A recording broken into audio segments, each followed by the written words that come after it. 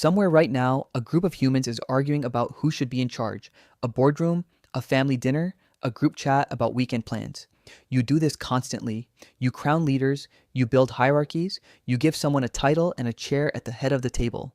It feels natural, almost automatic, like it's wired into you. So here's a question you've probably never asked. If hierarchy is so natural, so universal, so deeply built into social animals, why don't bees have kings? You already know they have queens. Everyone knows that. The queen bee, the one who matters, the one the whole hive seems to serve. But a queen implies a king somewhere, doesn't it? A partner, a ruler beside her. And yet, in tens of thousands of species of social bees, across millions of years of evolution, no king has ever appeared. Not once. Not anywhere. The real answer isn't about power. It isn't about politics. It's about math. Cold, brutal, beautiful math written into every cell of every bee that has ever lived. Let's start with what you think you know, because most of it is wrong. You probably imagine the queen bee as a monarch, sitting at the center of the hive, issuing commands, deciding who works, who fights, who dies. That image is comforting because it maps onto something familiar. A throne, a ruler, a chain of command. But the queen bee doesn't rule anything. She doesn't decide. She doesn't command. She has exactly one biological function, and it consumes almost her entire existence. She lays eggs, thousands of them, sometimes more than 1,500 a day after day, for years. She isn't a monarch. She's an egg-laying organ that the colony has evolved to protect, feed, and worship, not because it commands them, but because it is them. Every single individual in that hive, walking, flying, building, defending, is her genetic legacy in motion. Now, here's where it gets strange. Where are the males? You'd assume half the colony is male, the way half of most animal populations are male. It isn't. In a typical honeybee colony, the overwhelming majority of individuals, sometimes as many as 60,000 bees, are female. Every worker you've ever seen collecting pollen, building comb, guarding the entrance, dancing to communicate the location of flowers, all of them, female.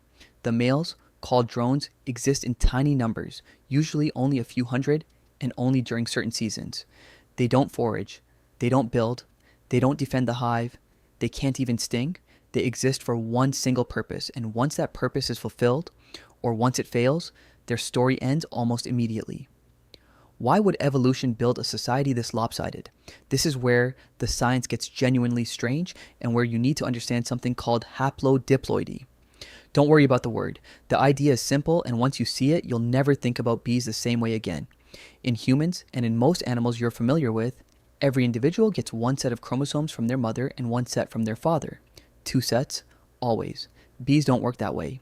Female bees, workers, and queens are produced the normal way, from a fertilized egg, so they get 2 sets of chromosomes, one from each parent. But male bees, the drones, come from unfertilized eggs. No father, no second set of chromosomes. A drone is, genetically speaking, only half a bee. He has a mother, but no father, because he was never created through fertilization at all. He is, in a very real sense, simply an unfertilized egg that grew wings. Sit with that for a second. A male bee has no father. He can have grandsons, but he can never have a son because he only has one set of chromosomes to pass on, and that set becomes the entire genetic contribution to any daughter he fathers. His daughters get all of his genes, not half.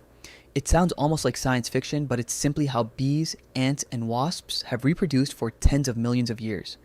This single biological quirk, haplodiploidy, changes everything downstream.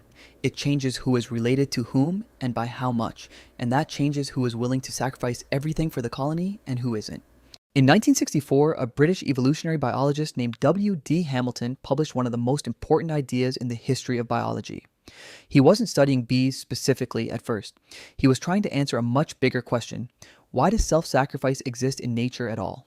Why would any animal give up its own chance to reproduce in order to help someone else reproduce instead?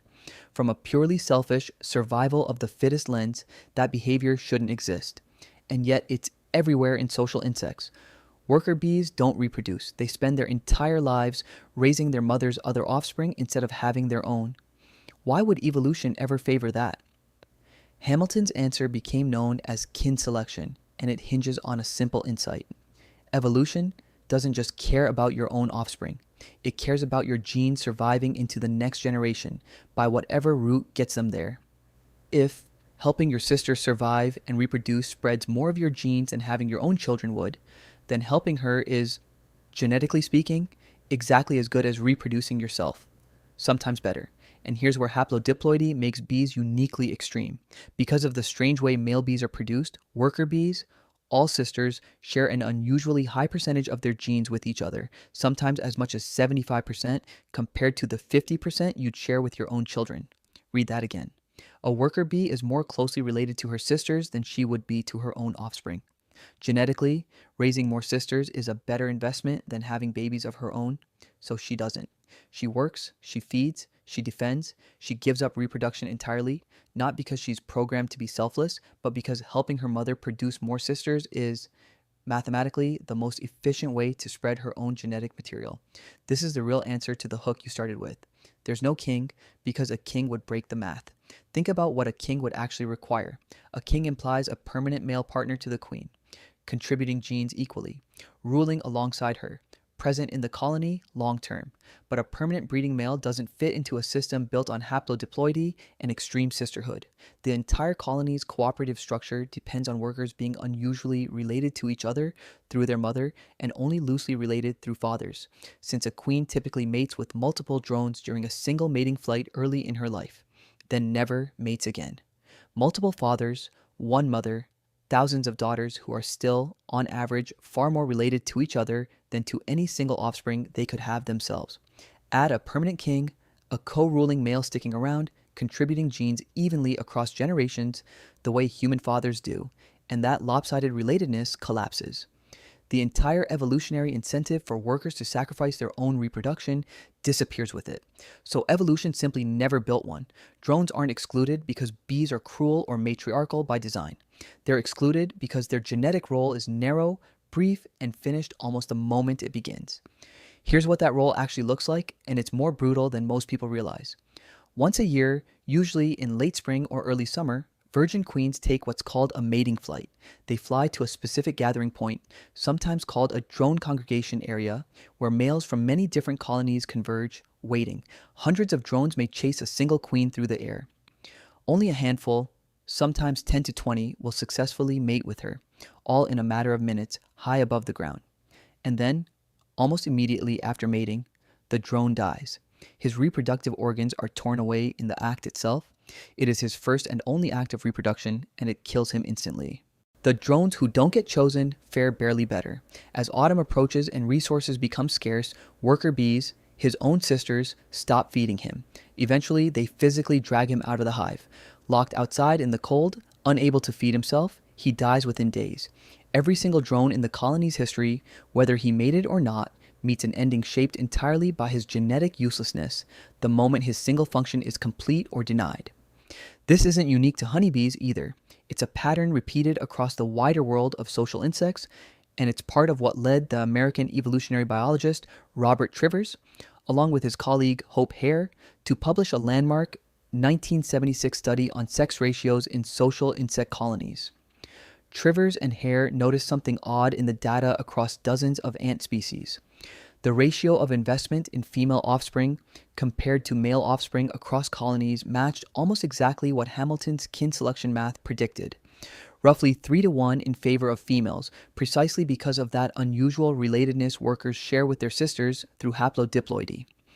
It was one of the first pieces of hard field evidence supporting the theory. Colonies were, in effect, investing their limited resources in exactly the direction the genetics rewarded, and that direction was almost entirely female. There's a reason this all runs so smoothly without anyone giving an order, and it comes down to one more piece of science: communication. In 1973, the Austrian ethologist Karl von Frisch won the Nobel Prize for decoding something remarkable: the waggle dance.